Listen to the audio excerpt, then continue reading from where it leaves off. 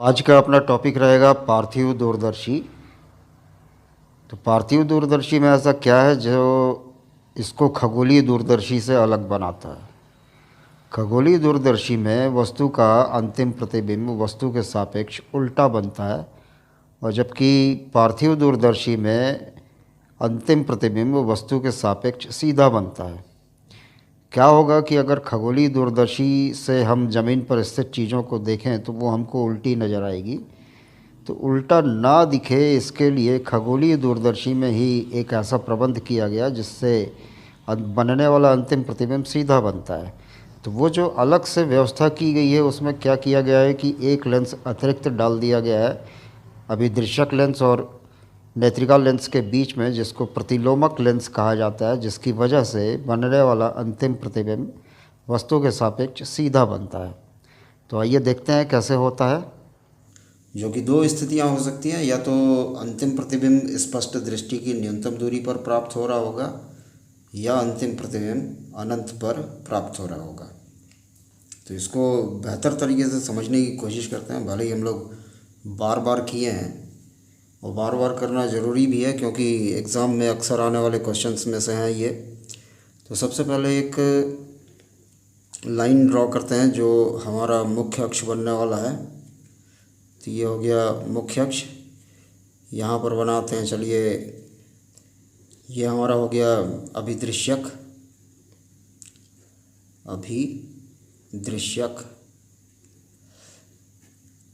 तो अभिदृश्यक से चूंकि वस्तु कहाँ पर है, वस्तु है अनंत पर, तो अनंत से आने वाली प्रकाश किरणें परस्पर समांतर होती है। तो एक प्रकाश किरण को हम लेकर जाते हैं कहाँ से, प्रकाश केंद्र से, और दूसरी प्रकाश किरण को इसके समांतर आपतित करेंगे अभिदृश्यक लेंस पर। और ये जो किरण है ये अपवर्तन के पश्चात इस दूसरी किरण से जाकर मिलती है। तो जिस जगह पर दोनों जाकर मिलती है वहाँ पर वस्तु का प्रतिबिंब प्राप्त होता है। वस्तु है, वस्तु का नाम ए बी, और ए बी का प्रतिबिंब हमको मिला कहाँ पर, ए डैश बी डैश। प्रतिबिंब का नाम है ए डैश बी डैश। अब ध्यान से देखिएगा, पहला नियम लग रहा है इसमें कि वस्तु जब अनंत पर है तो उत्तल लेंस उसका प्रतिबिंब फोकस पर बनाएगा। इसका मतलब ये अभिदृश्यक का क्या हुआ, ये हुआ अभिदृश्यक का फोकस। यहाँ से यहाँ तक की दूरी हो गई फोकस दूरी अभिदृश्यक की। अब इसके बाद इसको आप मत देखिए थोड़ी देर के लिए, ठीक। इसको मत देखिए, ये मानकर चलिए कि ये वस्तु है, ये वस्तु है, और वस्तु के लिए यहाँ पर एक लेंस ले रहे हैं हम लोग बीच में, जिसका नाम क्या दिया गया है, प्रतिलोमक लेंस। तो प्रतिलोमक लेंस के लिए ये वस्तु कहाँ पर रखी मानी गई है, ये इसके वक्रता केंद्र पर। तो प्रतिलोमक लेंस के दूसरी ओर वक्रता केंद्र पर ही वस्तु के बराबर प्रतिबिंब बनाता है। तो ये एक प्रकाश किरण कहाँ से गुजरती है, एक प्रकाश किरण गुजरती है प्रकाश केंद्र से, ये गुजरी। दूसरी प्रकाश किरण अगर अनंत पर नहीं है तो वो मुख्य अक्ष के समांतर आती है, इस तरीके से ये मुख्य अक्ष के समांतर आई, और अपवर्तन के पश्चात यहाँ पर मिलेंगे। तो ये क्या होगा कि वक्रता केंद्र पर रखी वस्तु का प्रतिबिंब वक्रता केंद्र पर ही प्राप्त होता है, वस्तु के बराबर, उल्टा और वास्तविक। तो ये नीचे है वस्तु, तो इसका प्रतिबिंब उल्टा यानी ऊपर की ओर बनेगा, और इसका नाम दे देते हैं A double dash B double dash. ठीक है, क्या हुआ देखिए शुरू से। सबसे पहले वस्तु यहाँ पर रखी हुई है, किसके सम्मुख, अभिदृश्यक के सम्मुख अनंत पर। तो अभिदृश्यक उसका प्रतिबिंब अपने फोकस पर बनाया, और अभिदृश्यक के द्वारा बनने वाला जो प्रतिबिंब है वो प्रतिलोमक लेंस के लिए वस्तु हो गया। इसको फिर से मैं छुपा रहा हूँ, तो ये वस्तु हो गया किसके लिए, प्रतिलोमक लेंस के लिए। और कहाँ पर है ये, प्रतिलोमक लेंस के वक्रता केंद्र पर है। प्रतिबिंब ये अभिदृश्यक के फोकस पर है, लेकिन ये वस्तु जब माना जा रहा है तो प्रतिलोमक लेंस के वक्रता केंद्र पर है। तो प्रतिलोमक लेंस के दूसरी ओर वक्रता केंद्र पर ही बनाएगी बराबर, ठीक। अब इसके बाद ये चीज़ भी, प्रतिबिंब जो है किसका प्रतिबिंब है, ये प्रतिलोमक लेंस का प्रतिबिंब है, लेकिन अब ये वस्तु की तरह कार्य करने वाला है किसके लिए, ये वस्तु की तरह कार्य करने वाला है नेत्रिका लेंस के लिए। तो नेत्रिका लेंस के सामने अगर ये वस्तु उसके फोकस पर रखी होगी तो पांचवी स्थिति क्या है कि वस्तु अगर फोकस पर है तो उसका प्रतिबिंब उत्तल लेंस कहाँ पर बनाता है, अनंत पर बनाता है। तो अगर ये मान लिया जाए कि नेत्रिका लेंस के लिए वस्तु है और उसके फोकस पर है तो नेत्रिका उसका अंतिम प्रतिबिंब अनंत पर बनाएगी। और अगर मान लिया जाए कि ये नेत्रिका लेंस के फोकस के अंदर है तो उस स्थिति में नेत्रिका उसका अंतिम प्रतिबिंब स्पष्ट दृष्टि की न्यूनतम दूरी पर बनाएगी, यानी किधर बनाएगी, इधर ही कहीं पर बनाएगी। तो मान लेते हैं कि यहाँ पर कहीं प्रतिबिंब बन रहा है, किसके द्वारा, जो प्रतिबिंब बन रहा है नेत्रिका लेंस के द्वारा। तो इस पॉइंट को और इस पॉइंट को मिलाते हुए खींचते हैं, इसको नाम दे देते हैं क्या, पी क्यू। तो ये पॉइंट और ये पॉइंट को मिलाते हुए जब ड्रॉ करोगे लाइन ऐसे, तो ये जिस बिंदु पर जाके कट रहा होगा वहाँ पर हमारा कौन सा लेंस होगा, वहाँ पर हमारा बनेगा नेत्रिका लेंस। तो ये हो गया नेत्रिका लेंस। तो एक लाइन मुख्य अक्ष के समांतर आती है, तो ये समांतर लाइन आई, और यहाँ और इस बिंदु को मिलाते हुए खींच देंगे ऐसे, तो ये हमारा डायग्राम कंप्लीट हुआ। आँख यहाँ पर है, ठीक। तो ये इस लेंस का नाम है ई और इस लेंस का नाम है ओ। शुरू उसी तरीके से होता है जैसे खगोलीय दूरदर्शी है। खगोलीय दूरदर्शी में आप रचना लिखिएगा, रचना के बाद दूरदर्शी, कौन सा दूरदर्शी है ये, पार्थिव दूरदर्शी। तो पार्थिव दूरदर्शी की आवर्धन क्षमता बराबर होगा, पार्थिव दूरदर्शी की आवर्धन क्षमता एम बराबर क्या, एम बराबर होता है अंतिम प्रतिबिंब द्वारा निर्मित दर्शन कोण बटे वस्तु द्वारा निर्मित दर्शन कोण। तो अंतिम प्रतिबिंब द्वारा निर्मित दर्शन कोण को किससे व्यक्त किया जाता है, बीटा से, और बटे वस्तु द्वारा निर्मित दर्शन कोण को व्यक्त किया जाता है अल्फ़ा से। चूँकि बीटा और अल्फ़ा छोटे होते हैं इसलिए बीटा बराबर 10 बीटा लिया जाता है और अल्फ़ा बराबर 10 अल्फ़ा लिया जाता है। तो ये बन जाएगा क्या, 10 बीटा अपॉन 10 अल्फ़ा, ठीक है। तो 10 बीटा, बीटा जो है वो अंतिम प्रतिबिंब द्वारा निर्मित दर्शन कोण है। तो अंतिम प्रतिबिंब कहाँ बन रहा है, अंतिम प्रतिबिंब ये है पी क्यू। तो पी क्यू के द्वारा नेत्रिका पर निर्मित कोण यहाँ पर ये बनेगा, ये कहलाएगा बीटा, ये वाला कोण बीटा होगा। और इसी तरह से वस्तु द्वारा निर्मित दर्शन कोण, चूँकि वस्तु इधर है तो ये अल्फ़ा, इधर का ट्रायंगल कंप्लीट नहीं हो रहा है तो इसका शीर्षाभिमुख कोण अल्फ़ा, इसको लिए। तो अब अपने पास दो त्रिभुज मिल रहे हैं। एक त्रिभुज ये है जिसका नाम क्या दिया जा सकता है, A double dash B double dash E, और एक त्रिभुज ये है, इस त्रिभुज का क्या नाम है, A dash B dash O. तो 10 बीटा को हम लोग ले सकते हैं, 10 बीटा इज इक्वल टू बन जाएगा m is equal to, 10 beta की जगह पे लिया जा सकता है 10 होता है लंब बटे आधार, यानी A double dash B double dash लंब हो गया और ई बी डबल डैश ये आधार हो गया। तो 10 बीटा को क्या लिख सकते हैं हम लोग, A double dash B double dash upon E B double dash, और बटे 10 अल्फ़ा की जगह लिखा जा सकता है, 10 अल्फ़ा के लिए क्या लिखा जा सकता है, ये है यहाँ पर इस त्रिभुज का हिस्सा है। तो लंब ये है ए डैश बी डैश और ओ बी डैश आधार है, तो इसको लिख सकते हैं A dash B dash upon O B dash.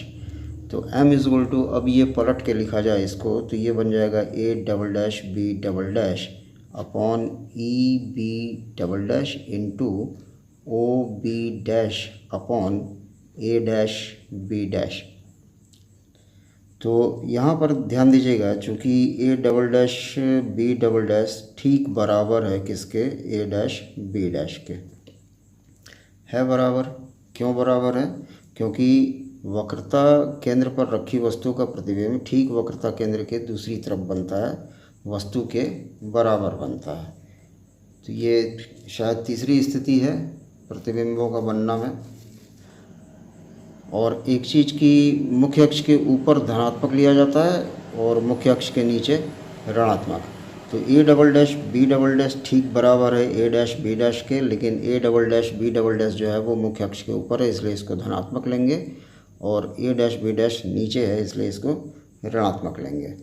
तो अब इसको लिखा जा सकता है m is equal to A double dash B double dash को हम लोग लिख देते हैं minus A dash B dash upon E B double dash into O B dash upon A dash B dash. तो ए डैश बी डैश ये cut गया, तो एम इज इक्वल टू कितना आएगा, अब ये कटने के बाद तो ये एम इज इक्वल टू आएगा माइनस ओ बी डैश, ये minus O B dash upon E B double dash. अब डायग्राम में इसको खोज के देखिए कि डायग्राम में ये है क्या। ठीक, डायग्राम में ओ से लेके बी डैश तक की दूरी, ओ से लेके बी डैश तक की दूरी ये फोकस दूरी है अभिदृश्यक के लिए, तो ओ बी डैश को लिखा जा सकता है, ये माइनस इसका रहेगा, ओ बी डैश को लिखा जा सकता है एफ ओ अपॉन, और ई बी डबल डैश यहाँ से लेके यहाँ तक की दूरी ये नेत्रिका के लिए वस्तु की दूरी है, और नेत्रिका के लिए वस्तु की दूरी को यू ई लिखा जाता है, यू से प्रदर्शित किया जाता है वस्तु की दूरी को, चूँकि नेत्रिका के लिए कर रहे हैं इसलिए यू ई होगा, और बाईं ओर होने के कारण ये माइनस में होगा, तो ये माइनस और ये माइनस कट गया, तो एम इज इक्वल टू अब क्या आ गया, ये एम इज इक्वल टू आ गया F O upon U E. तो इसको आप लोग थोड़ा सा अलग तरीके से पढ़िएगा क्या, कि M is equal to F O into 1 upon U E, ताकि यहाँ पर 1 अपॉन यू ई की वैल्यू खोजे जाने के बाद रखा जा सके। अब या इसके बाद हम लोग दो कंडीशन की बात करते हैं, तो वो दो कंडीशन क्या क्या हैं। पहली कंडीशन है कि जब अंतिम प्रतिबिंब स्पष्ट दृष्टि की न्यूनतम दूरी पर बन रहा हो, तो नेत्रिका के लिए किया जाता है, तो नेत्र लेंस के लिए क्या लेंस फार्मूला क्या है, 1 upon F is equal to 1 upon V minus 1 upon U, और चूँकि नेत्रिका के लिए किया जा रहा है इसलिए सबको ई लिखा जा सकता है, तो 1 upon F E is equal to 1 upon नेत्रिका के द्वारा अंतिम प्रतिबिंब कहाँ पर बन रहा है, हम लोग कर रहे हैं अंतिम प्रतिबिंब जब स्पष्ट दृष्टि की न्यूनतम दूरी पर बन रहा हो, तो नेत्रिका के द्वारा अंतिम प्रतिबिंब की दूरी जब स्पष्ट दृष्टि की न्यूनतम दूरी है, तो ये दूरी को क्या कहा जाता है, डिस्टेंस ऑफ डिस्टिंक्ट विज़न, तो वी ई की जगह पे डी लिख सकते हैं, और बाईं ओर होने के कारण माइनस में, और माइनस 1 अपॉन यू ई नेत्रिका के बाईं ओर है इसलिए इसको भी माइनस में लिखा गया, तो 1 upon F E is equal to, ये माइनस को ऊपर कर देते हैं तो ये बन जाएगा माइनस 1 अपॉन डी, और माइनस मिलकर क्या बन गया, प्लस 1 अपॉन यू ई। अब यहाँ पर 1 अपॉन एफ ई, इस माइनस 1 अपॉन डी को इस तरफ पक्षांतर कर देते हैं, तो ये प्लस 1 अपॉन डी आया इज इक्वल टू क्या, 1 अपॉन यू ई।